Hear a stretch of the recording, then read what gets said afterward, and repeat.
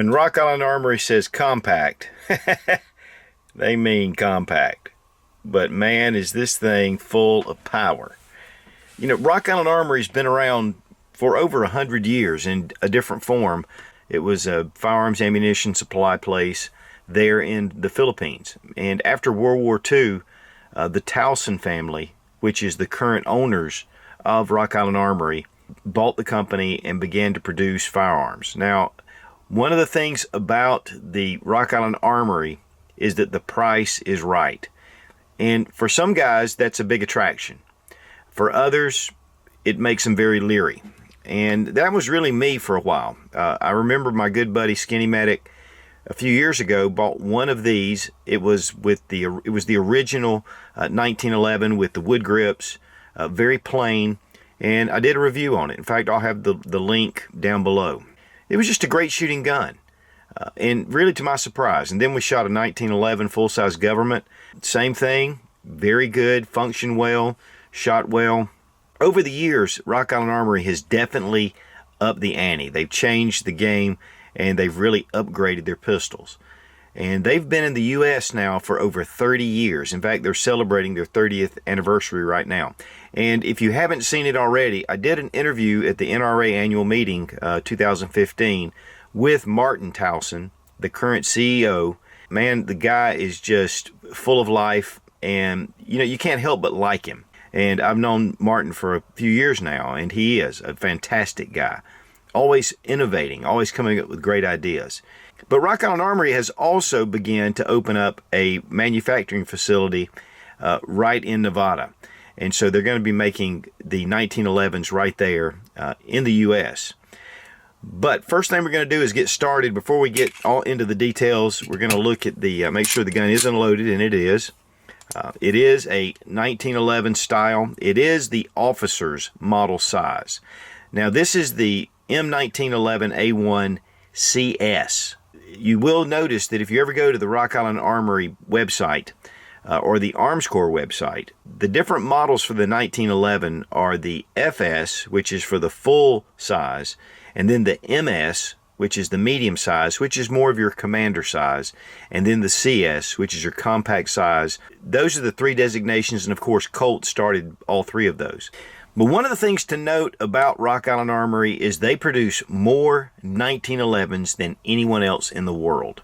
The reason why their company is doing so well is because these handguns are excellent. For the money, they're very difficult to beat. And one of the great things about the Rock Island Armory line is they have a full lifetime warranty on them. So if you happen to have any kind of problems, guys, I'll tell you, you can send it back, and their customer service is excellent. If you ever, though, have any issues with any of the Rock Island Armory products, it's typically the magazine. Here we have an upgraded magazine. Now it says Armscor. It's a 7-in-1, which this does hold 7-in-1. So it's a 3.5-inch barrel. The finish on the gun is a Parkerized finish.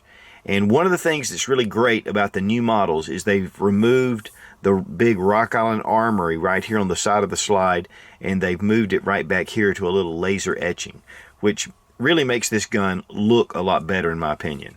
I never was really a big fan of the big billboard here. In fact, I have a couple of Rock Island Armory pistols. I have one of the 10 millimeters. I have one of the older 22 TCMs, which I just did a review on the 22 TCM. What a fantastic round that is.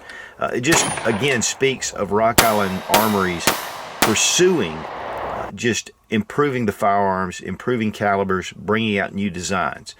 Even though they are using the 1911 style for their base model. That's really what Rock Island Armory is known for, and for good reason.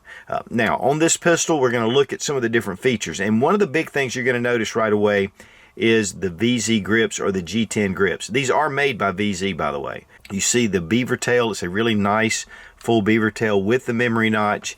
It really allows your hand to ride really high on the pistol. The 1911 has a really low bore axis, and the beaver tail really helps accentuate that feature. Now, one of the great things about a low bore axis is that your hand rides really high up next to the slide, and so when the slide comes back after the round is fired, it rides really low in your hand.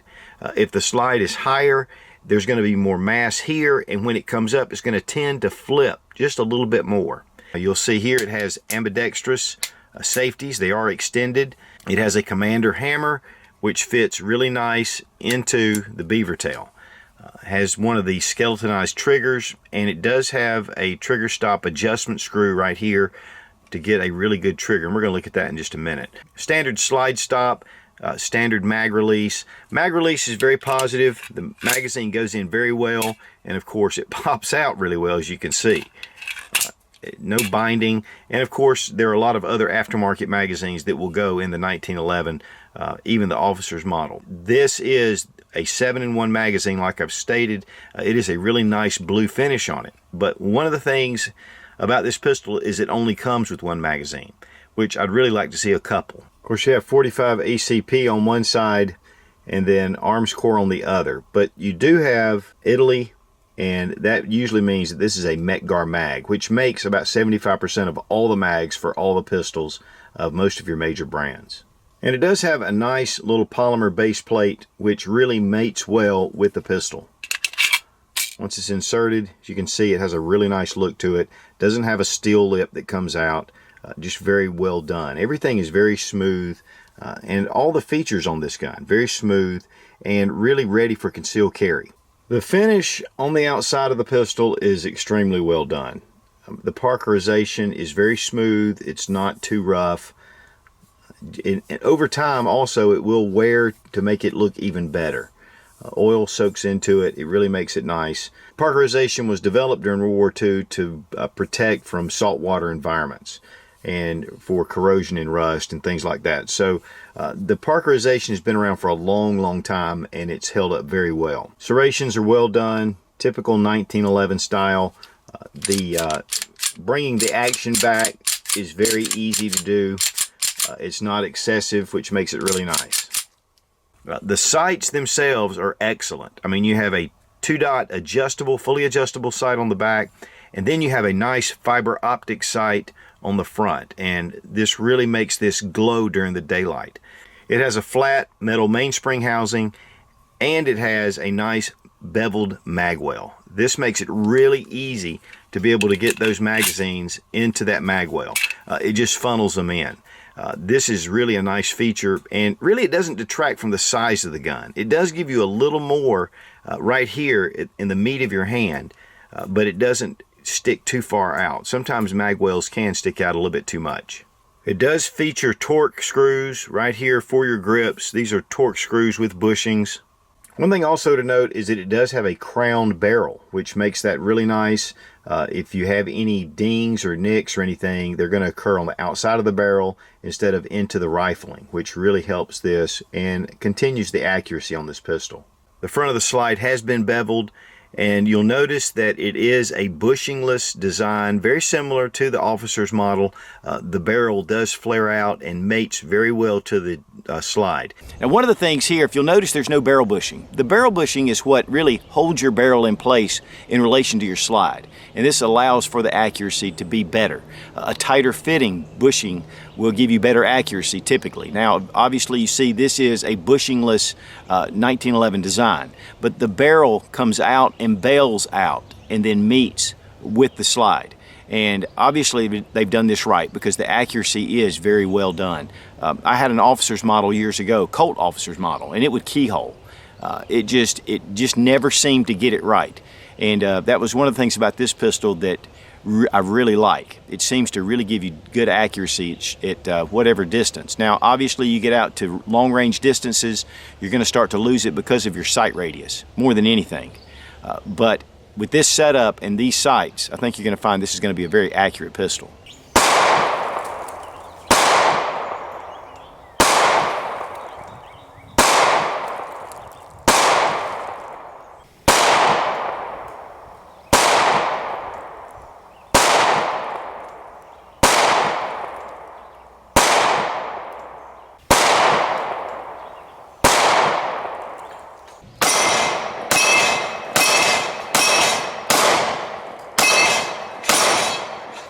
It does feature a full-length guide rod, which I really like. To me, I know a lot of guys are kind of iffy about it with the traditional bushing and the recoil spring, and then the small little short guide rod.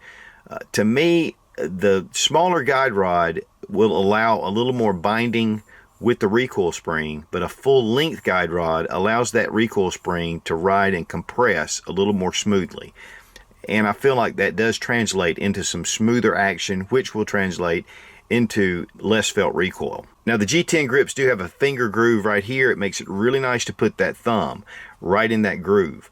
Now naturally I want to take my thumb and rest it up over that safety because it is an extended safety, but it tends to be uncomfortable when you're shooting that way. With this thumb groove right here in the VZ grips, it makes it really nice to go ahead and bring that thumb down. This is very comfortable to shoot. The grips are textured, and of course here we have small divots, and then we have little slats that come down. They're not too aggressive, but yet it really allows you to grab hold of the pistol. With the serrations on the mainspring housing, and then you've got serrations right here on the front of the grip. Here you can see the Rock Island Armory logo. It's very tastefully done, very small at the back of the slide. Here, there's nothing here on the slide, and obviously nothing here. So it really makes it a nice finish and a nice look to it. Right here you have your serial number, and then the M1911A1 CS for compact slide or compact size. And then we have Tactical 2. This is the tactical model. But this is also called the Ultra Tactical 2. The standard tactical has just black grips with the Rock Island Armory logo here in diamond shapes here and here. It does have the beaver tail and the commander hammer, and the sights are a little different. They are good target sights, but they're not fiber optic. They're not the 3-dot. And then they have just the GI model with just wood grips. It does have a commander hammer and the beaver tail. It does not have the extended safeties, and it has your standard GI sights.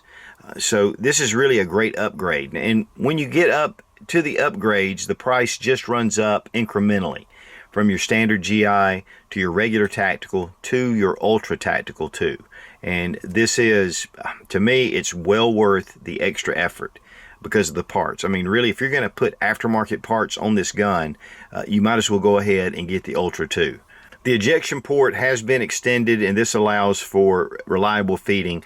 One of the things about reliable feeding is that this pistol, I shot about 200 rounds through it today, and I've shot about 200 rounds prior to today, doing a lot of range shooting, taking it with some of my friends and just shooting it. And not one malfunction, not one failure to feed, no hiccups whatsoever. The magazine held back on the last round every time. Now again, the barrel is 3.5 inches. The total length of the pistol is 7.39 inches. The height is 5.5 inches.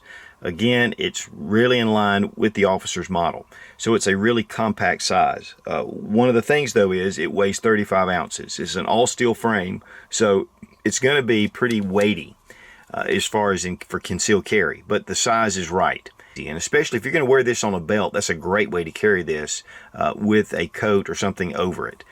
But you know, it really gives it a lot of heft, and one of the great things is because of the weight, shooting 45 ACP, it really makes it comfortable to shoot.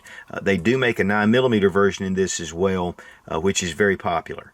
I personally enjoy 45 ACP. I learned on 45 ACP 1911s, and so this is really just, it's like coming home. I love the 1911 design. Now traditionally with the officer's model, they tend to be somewhat unreliable. Over the years, that's what I've found. But with this pistol, I shot over 400 rounds, not one hiccup. Magazine stayed back after each magazine was spent. You know, it just really did well. The recoil management on it is very nice. I think a lot of that has to do with this really deep beaver tail. The VZ grips definitely help. And then with the full-length guide rod, you're going to have a very consistent, smooth action coming back and forth. And that's what I have to account it for, because it just really is a nice shooting gun. Okay, we're going to check the trigger pull. 4 pounds, 11.8 ounces with the Lyman trigger gauge. Got this at Brownells. 5 pounds. 5 pounds, 2 ounces. So we're getting close to the 5-pound range, and that's not any different than what I've done off camera. 5 pounds 1 ounce. Okay, because of the full-length guide rod in the officer's model, and because it lacks a barrel bushing, you're really going to need a paper clip to be able to disengage the full-length guide rod, and I'm going to show you how you do that. First thing you do is, of course, bring the slide all the way back and just verify that the gun is unloaded. You'll need to take the magazine out anyway. Now, in the guide rod, there's a small little hole, and you'll need to take that paper clip and just place it into the hole. Once it's in place, you can drop your slide.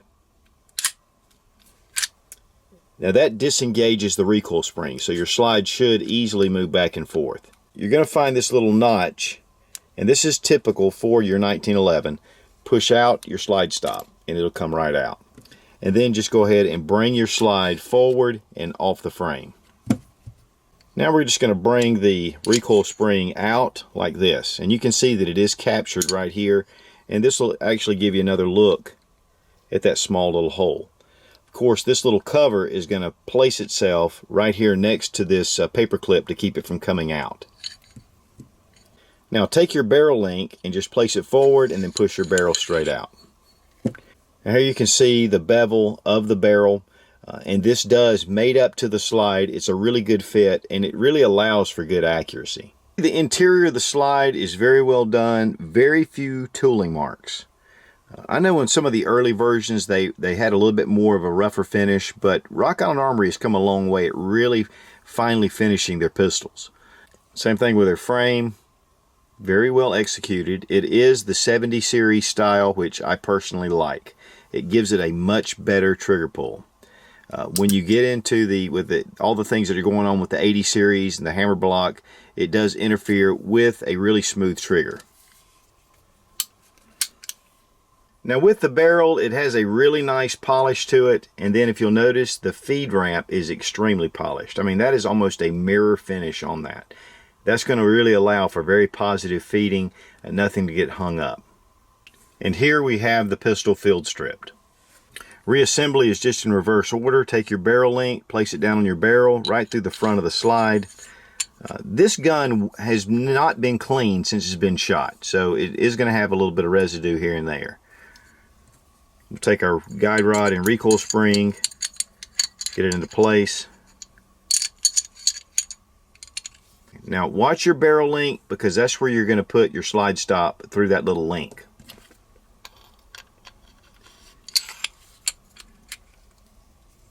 I like to go ahead and get my barrel link in place and take my slide stop and just get it started, and then go ahead and bring my slide back with this little notch right here. Now be real careful, because what you don't want to do is to push it too far up and scratch your slide. Just like that, it'll snap right into place. Now we're going to go ahead and bring our slide all the way back and engage our slide lock, and then we can remove the paper clip, release your slide lock, and bring the pistol down. Double check for function, and it's all done. The pistol does come in a really nice hard plastic case with the Rock Island Armory logo. It comes with a CD with a lot of the different things of Rock Island Armory, which is a pretty cool CD. 2 spent cases from the factory, your owner's manual, your warranty card, all those things. In the box itself, reveals a pistol, your extra magazine. It also has one of the flags for empty chamber indicators. So it's just a really well finished box with real close foam, and it's really nice. Now as far as price goes, the manufacturer suggested retail price for the 1911 A1 CS Ultra Tactical runs $760. I saw it at Bud's Gun Shop for $575, which is an extremely reasonable price for all the features you're getting here. Now you can find the standard tactical for around $493. So that really brings it down if you don't really care about the VZ grips and a few of the other features that come with this gun. The sights, you want a little bit more, just target sights. So, you know, you can come in, and then if you want to go with the GI model, it's much cheaper. And so it really gives you a lot of options even within the Rock Island line. And so I think that it's just an excellent way to enter into the 1911 without spending $1,000, because that's typically what more of your basic model 1911s can run. And of course, they can go way up above that price as well. Now you can find more about the Rock Island line of pistols, not only their 1911s, but their revolvers. They have rifles. They have another line of 9mm polymer pistols. And you can find all those at the Rock Island Armory website at, again, us.armscor.com. They do produce a really fine line of ammunition, the Armscor ammunition, very reasonable, produced there in Nevada. And again, they will be producing firearms there, or if they haven't already started.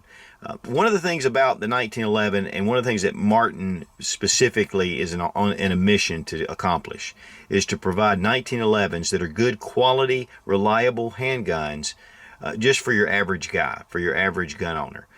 Not an elitist brand, but something that every American, and in over 50 countries where they import, can enjoy the taste of freedom, because the 1911 is a symbol of our U.S. military since World War I, World War II, Korea, Vietnam, and even in the Gulf War and others. Of course, they switched to the Beretta 92 in 1985, but the 1911 has still served U.S. Armed Forces and still does today.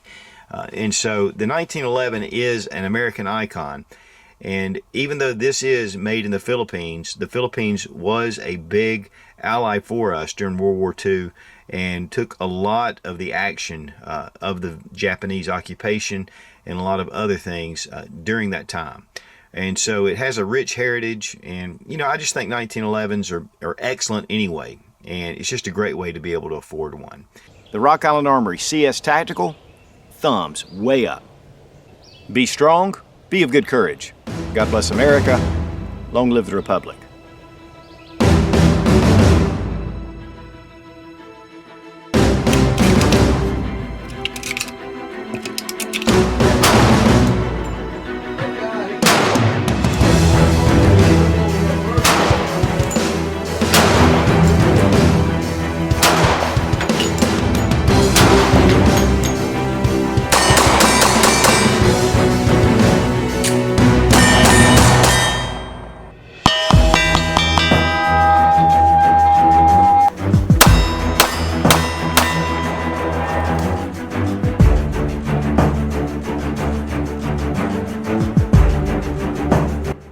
And so those are just some things that, okay, wait, it does have a command hammer.